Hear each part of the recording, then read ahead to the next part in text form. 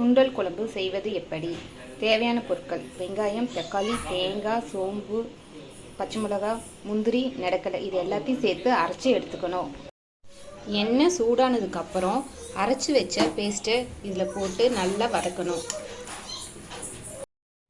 மசாலா நல்லா வதங்கினதுக்கப்புறம் எண்ணெய் பிரிஞ்சு வந்துடும். அதுக்கப்புறம் கொத்தமல்லி தூள் வீட்டில் அரைச்ச கொத்தமல்லி தூள் உப்பு தேவையான அளவு போட்டுட்டு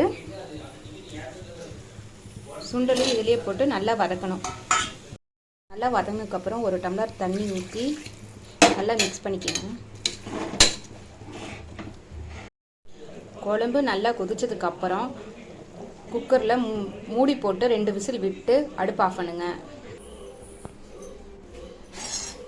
சுவையான சன்னா மசாலா சோளா பூரி ரெடி.